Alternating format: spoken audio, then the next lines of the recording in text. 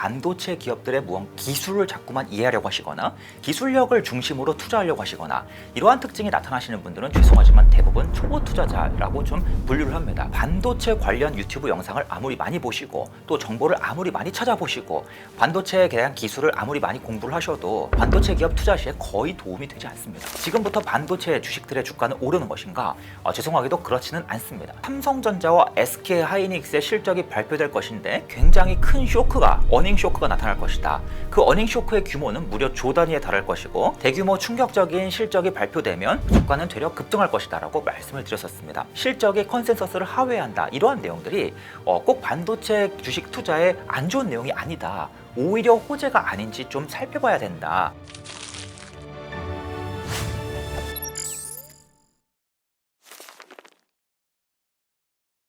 안녕하세요, 주식초등학교 채널 구독자 여러분. 오늘 인사드리게 되어 대단히 반갑습니다. 저는 그동안 이제 호돌이라는 필명으로 오랜 기간 동안 투자 블로그를 통해서 많은 투자 글들을 공유해온 투자 블로거 우황재 호돌이라고 합니다. 개인적으로 이제 유튜브 채널 호돌이 투자연구소도 가끔씩 영상을 올리고 있지만 주로 블로그를 통해서, 그리고 요즘에는 또 텔레그램 채널을 통해서 투자자분들과 소통을 하고 있고요. 비록 제가 이제 개인 투자자의 신분이긴 했었습니다만 개인 투자자분들께서는 조금 접근하실 수 없는 투자법과 그다음 방대한 데이터베이스, 이러한 많은 무기들을 이용해서 투자를 해왔습니다. 그래서 또 개인 투자자분들께서 쉽게 얻기 어려워하시는 그러한 정보들, 또 데이터들, 그다음 각종 그래프들, 이러한 내용들을 또 블로그와 텔레그램을 통해서 활발히 공유드리고 있으니까요. 이 영상을 보시고 좀 부족한 부분이 있다라고 생각되시면 한번 놀러와 보시면 좋을 것 같습니다. 오늘 비록 반도체에 대한 이야기를 풀기 위해서 이 자리에 오긴 했습니다만 저는 개인적으로 반도체 전문 투자자는 아니고요. 모든 주식을 가리지 않고 모든 산업을 가리지 않고 투자하는 그러한 투자자입니다. 개인적으로 지난 15년 이상 매 분기마다 1년에 4번씩이죠. 분기마다 매번 250개에서 300개 기업들을 꾸준히 업데이트하고 관찰하고 분석하면서 그러한 작업을 15년 이상 동안 한 번도 빠지지 않고 계속해서 해왔고요. 이처럼 다양한 기업들을 한 번에 동시에 살펴보면서 그리고 동시에 분석하면서 지속적으로 이 기업들의 비교를 진행하는 겁니다. 이러한 분석과 함께 이 많은 기업들을 계속해서 분기마다 업데이트를 해오면 굉장히 기업들을 폭넓게 아주 깊게 이해할 수밖에 없게 되거든요. 이러한 방식으로 투자를 해왔다라고 좀 말씀을 드려볼 수가 있겠고요. 개인적으로 한 가지 좀 이 과정에서 좀 말씀드리고 싶은 부분이 있다면 사실 우리가 주식 투자를 할 때 투자법은 정말 여러 가지가 있겠습니다. 그런데 이제 제가 투자하는 방식은 바텀업 투자 방식이라고 하죠. 그래서 탑다운 투자 방식이랑은 조금 다른데요. 탑다운 같은 경우는 이런 케이스가 있겠습니다. 앞으로 반도체가 좋을 것 같아. 그럼 나 반도체 산업 안에서 주식을 찾아보자. 앞으로는 화학이 좋을 것 같아. 그럼 화학 섹터 안에서 종목을 찾아보자. 이러한 방식이 이제 탑다운이 될 수 있겠는데 탑다운은 사실 개인 투자자분들께서 투자하시기에 좀 불리한 요소가 많이 있는 투자법이다라는 점을 제가 항상 어필을 합니다. 그에 반해서 이 바텀업 투자 같은 경우는 굉장히 좋은 점이 무엇인가 하면 계속해서 굉장히 많은 기업들을 비교하면서 동시에 살펴보다 보니까 자연스럽게 한 종목에 또는 특정 산업에 과도하게 빠지지 않는 그러한 장점이 있습니다. 예를 들어서 탑다운 투자 방식의 가장 큰 문제는 내가 만약에 앞으로 금리가 인상될 것 같아. 그럼 금리 인상의 수혜주를 찾아보자 라고 생각을 했는데 만약에 금리 인상이 이루어지지 않는다면 투자가 완전히 어긋나게 되거든요. 만약에 나는 반도체가 좋을 것 같아 라 그래서 반도체 섹터 안에서 종목을 찾았는데 반도체 섹터에 이 호황이 생각보다 오지 않는다라면 투자가 완전히 망할 수 있는 것이거든요. 그럼에도 불구하고 이 탑다운 투자는 어떤 추가적인 문제가 있냐면 내가 반도체가 좋을 것 같아 라고 이미 마음을 먹는 순간 앞으로 계속해서 반도체 산업에 계속해서 빠질 수밖에 없고 반도체 주식만 찾아볼 수밖에 없게 되고 내가 이미 한 번 선정한 섹터, 한 번 선정한 기업을 계속해서 좋게만 평가하려고 하는 그런 잘못된 태도가 생기는 문제가 있습니다. 바로 이러한 태도 때문에 많은 개인 투자자분들의 수익률이 고꾸라지는 그러한 문제가 발생하고요. 그에 반해서 바텀업을 이용해서 투자를 하되 동시에 여러 개 기업을 계속해서 비교 분석하다 보면 자연스럽게 기업 간의 우열을 평가하는 과정에서 나는 이 기업이 분명히 좋다고 생각했는데 생각보다 다른 기업들과 비교 분석을 하다 보니까 저게 더 좋아 보이네. 나는 이번에 반도체가 좋을 거라고 생각해서 반도체 기업을 분석했는데 300개 기업들을 비교 분석하다 보니까 반도체보다 더 좋은 섹터들이 많이 보이네. 이러한 관점을 가지면서 더 나은 섹터를, 더 좋은 종목을 보다 쉽게 찾을 수 있다는 장점, 그리고 내가 특정한 섹터, 특정한 종목에 자꾸만 편향되지 않는다라는 장점이 있습니다. 그래서 이러한 장점이 생각보다 굉장히 크고 우리 투자 수익률에 굉장히 지대한 영향을 준다라는 것입니다. 그래서 제가 항상 강조드리는 바는요, 우리가 기업들을 단순히 많이 살펴보기만 해도 평소에 내가 한 개 기업, 두 개 기업만 집중 분석했지만 그러지 마시고 한 30개, 40개로 굉장히 넓게 많이 살펴보다 보면 굉장히 투자 성과가 눈에 띄게 달라진다라는 점을 좀 강조드려보고 싶습니다. 그래서 제가 이러한 투자법을 지향하고 있기도 하지만 또 이러한 투자법을 좀 어떻게 여러분께 더 전해드리면 좋을까, 투자 방법도 굉장히 많이 전해드려 왔다라고 좀 말씀을 드려볼 수 있겠습니다. 예, 시작은 제가 대학교 입학과 동시에 이제 투자를 시작했었는데요. 그때 이제 저는 단순하게 주식 투자만 하고 또 주식 공부만 했었으면 지금의 자리에 오지 못했을 것입니다. 그런데 이제 조금 운이 좋게도 제가 당시 지인분들과 함께 투자 동아리를 결성했고 그 투자 동아리를 계속해서 키워나가는 과정에서 수많은 금융권분들, 기관계분들과 많은 이 투자 방법을 교류하고 또 투자 모델들을 제가 직접 개발하면서 이러한 교류가 활발히 일어나면서 비교적 다른 분들보다 쉽게 좀 투자를 배웠지 않나라는 생각이 들고요.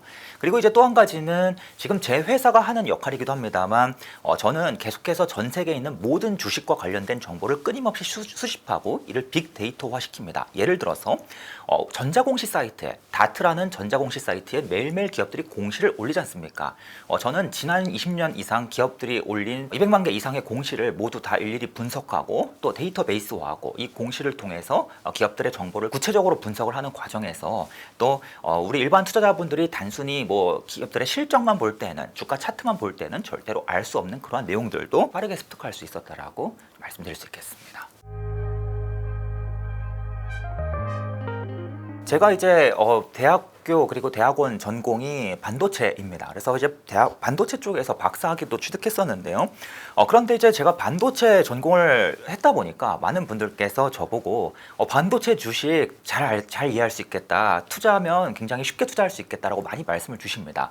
그런데 저는 절대 그렇지 않다라고 말씀드립니다. 자, 여러분, 반도체 주식에 투자하실 때요, 화학 섹터 투자할 때, 철강 섹터 투자할 때 똑같습니다. 반도체라 그래서 특별히 다르고 반도체라 그래서 무언가 더 깊게 이해해야 되고 이러한 특징이 전혀 나타나지 않습니다. 투자자분들께서 초보 투자자이신지 아니면 좀 중수 고수 투자자이신지 확실하게 구분할 수 있는 아주 쉬운 방법이 있습니다. 반도체 산업에 투자하실 때 무언가 반도체 기업들의 기술을 자꾸만 이해하려고 하시거나 기술력을 중심으로 투자하려고 하시거나 이러한 특징이 나타나시는 분들은 죄송하지만 대부분 초보 투자자라고 좀 분류를 합니다. 그 이유가 무엇인가 하면 실제로 반도체 기술, 기술력 이러한 변수들은 반도체 기업 투자 시에 거의 도움이 되지 않습니다. 그보다는 무언가 기술적인 내용, 기업에 대한 어떠한 기술적인 이해 이러한 부분보다는 진짜 반도체 산업이라는 그 산업의 특징, 지극히 투자 원론적인 특징, 대표적으로 사이클 산업이지 않습니까? 반도체 산업은. 그럼 우리가 사이클 산업에 투자할 때 필요한 어떠한 그러한 무기들, 이러한 무기들을 이용하는 것이 반도체 주식 투자 성과의 99%를 차지하고요. 그리고 기술에 대한 이해나 기술력에 대한 어떠한 나의 그 이해도는 1% 정도밖에 되지 않는다라고 좀 강력하게 말씀드릴 수 있겠습니다. 죄송한 말씀입니다만 여러분께서 반도체 관련 유튜브 영상을 아무리 많이 보시고 또 정보를 아무리 많이 찾아보시고 반도체에 대한 기술을 아무리 많이 공부를 하셔도 우리나라에 있는 대략 한 20만 명 가까운 그 많은 현업 관계자분들의 지식을 따라가는 것은 저는 불가능하다라고 생각합니다. 그런데 만약에 정말로 반도체에 대한 어떠한 지식, 기술에 대한 이해도가 투자 성과랑 비례한다면 여러분께서는 반도체 주식에 투자하셔서 절대로 성과를 내지 못하실 것이고요. 우리나라에 있는 반도체 관련 기업들의 임원분들이나 아니면 교수님들께서 수익률이 가장 높으시고 그리고 또 반도체 현업에 근무하시는 분들이 반도체 주식을 이미 미리 다 사놔서 그 이후에는 추가적인 수익이 불가능한 그러한 구조가 만들어질 것입니다만 그런 일은 벌어지지 않습니다. 오히려 이제 제 지인분들, 반도체 회사에 근무하시는 분들은 이 반도체 백날 알아도 기술 내가 백날 잘 알아도 실제로 투자에 도움이 안 되거든요. 그래서 맨날 바이오, 임상시험 통과만 기다리고 계시고 코인 투자만 하고 계시고 이런 경우를 빈번하게 볼 수 있는데 그 이유는 우리가 반도체 기업들에 투자를 할 때 필요한 것은 반도체에 대한 지식, 기술에 대한 지식이 아니라 진짜 투자 원칙이다라는 점을 좀 보여주는 사례가 아닌가라고 개인적으로 강력하게 말씀드리고 싶습니다. 지금 반도체 업황이 어떤가라고 말씀을 드리자면 이 반도체 업황을 평가할 수 있는 지표들이 몇 가지가 있습니다만 그 중에서 가장 대표적인 지표는 바로 메모리 반도체의 가격입니다. 메모리 반도체는 이 반도체 산업 내에서 수요와 공급에 의해서 가격이 결정이 되는데 메모리 반도체 안에도 몇 가지 제품 종류가 여러 가지가 있는데 이들 제품의 종류를 좀 고루고루 가격 추이를 살펴보면 업황이 대략 어느 정도를 지나고 있다라고 비교적 쉽게 평가할 수 있습니다. 그런데 최근에 제가 이제 블로그에도 글을 올리기 시작했던 내용인데요. 디램과 낸드 플래시의 가격이 지난 2년 동안 계속해서 하락을 거듭하다가 드디어 지난달부터 본격적으로 상승으로 전환되기 시작했습니다. 그래서 그래프를 보면 굉장히 재밌는 게 쭉 가파르게 하락하다가 점점점 기울기가 완화되다가 올해 들어서 계속해서 완화됐거든요. 그러다가 이제 드디어 이 완화가 다시금 상승으로 미세하게 움직이기 시작했다라고 말씀을 드릴 수가 있겠습니다. 그러면 지금부터 반도체 주식들의 주가는 오르는 것인가? 죄송하게도 그렇지는 않습니다. 두 가지 이유가 있는데요. 반도체 기업들의 주가는 이러한 이 반도체 영업 환경을 얼추 1년 정도, 정확하게는 약 11개월 정도 미리 앞서서 움직이는 특징이 나타납니다. 그래서 어떤 특징이 나타나냐면 삼성전자와 SK하이닉스의 실적이 꾸준히 좋게 나오다가 안 좋아지기 시작할 때, 즉 하락 사이클이 본격화될 때 이제부터 반도체 안 좋아집니다. 메모리 반도체 가격 꺾이기 시작합니다. 기업들 실적 악화될 겁니다. 이런 이야기가 나오기 시작할 때 보통 주가는 최저점을 가장 바닥을 찍는 경향이 나타납니다. 그래서 제가 이미 작년 9월에 지금이 그 시기니까 반도체 기업들의 주가는 지금이 최저점이 될 것이다 라고 이야기를 한 적이 있었고요. 그리고 이제 또 한 가지 문제가 무엇인가 하면 그러면 지금 영업 환경이 좋아진다라는 뜻은 이미 주가는 1년 전에 선반영해서 어느 정도 반등이 되었다라는 뜻인데, 그럼 지금 주가가 계속해서 오르기 위해서는 무엇이 좋아져야겠습니까? 1년 뒤에 영업 환경이 점점 더 좋아져야 합니다. 그런데 문제는 지금 1년 뒤에 영업 환경이 얼마나 좋아질지에 대해서는 약간의 이 논란이 있습니다. 많이 좋아질 것이다, 아니면 적게 좋아질 것이다, 아니면 이번에는 유례 없이 어마무시한 큰 슈퍼사이클이 올 것이다, 이처럼 여러 가지 의견이 갈리고 있는데요. 이에 대한 의견이 굉장히 다양하게 나뉘면서 아직은 의견들이 불일치되고 있는 상황이다. 그래서 주가가 굉장히 확신적으로 빠르게 가파르게 오르지는 못하고 아직은 비교적 반등과 그다음 조정과 반등과 조정을 반복하면서 아직은 상승 사이클의 초입 구간에 좀 머물러 있는 상황이다라고 좀 말씀을 드려볼 수 있겠습니다. 주가 전망을 말씀드리기 앞서서 이 부분을 조금 더 자세하게 말씀드릴게요. 제가 작년 9월에 이제 뭐라고 글을 올렸었냐면 조만간 삼성전자와 SK하이닉스의 실적이 발표될 것인데 굉장히 큰 어닝 쇼크가 나타날 것이다. 그 어닝 쇼크의 규모는 무려 조 단위에 달할 것이고 증권가에서 예측한 수치보다 굉장히 저조한 실적이 나오면서 안 좋은 기사들이 굉장히 많이 나올 것이다 라는 글을 블로그에 정확하게 올린 적이 있었습니다. 그와 함께 제가 그 글에 어떤 내용을 썼냐면 그러한 어닝 쇼크가 발생하면 대규모 충격적인 실적이 발표되면 주가는 본격적으로 반등할 것이다 라고, 주가는 되려 급등할 것이다 라고 말씀을 드렸었습니다. 잘 이해가 안 되시죠? 왜 어닝 쇼크가 나왔는데, 안 좋은 실적이 나왔는데 왜 주가는 반등하는 것이지? 자, 이유가 있습니다. 보통 이 반도체 산업은요, 특히 삼성전자와 SK하이닉스의 실적은 상승과 하락을 반복하는 사이클 산업입니다. 그런데 이 삼성전자와 SK하이닉스의 가장 중요한 특징은 다른 사이클 산업과 달리 이 반도체 산업만의 고유의 사이클의 특징은 이 하락 사이클이 굉장히 짧다라는 것입니다. 무슨 뜻이냐?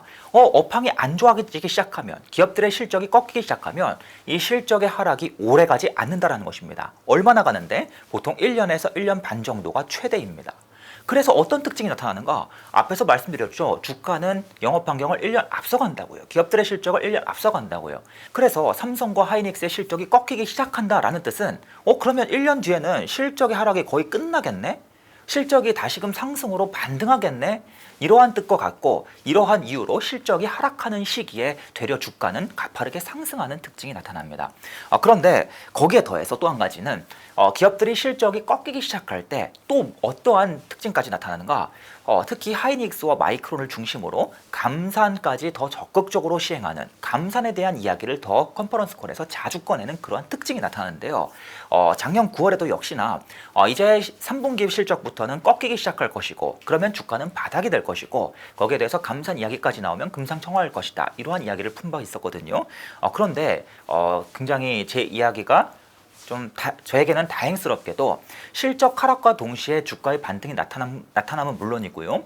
생각보다 이 반도체 기업들이 감산을 더 적극적으로 강조하면서 주가가 단순히 반등하기 시작한 것에서 나아가서 굉장히 큰 폭으로 반등하기 시작한 그러한 특징이 나타났었습니다.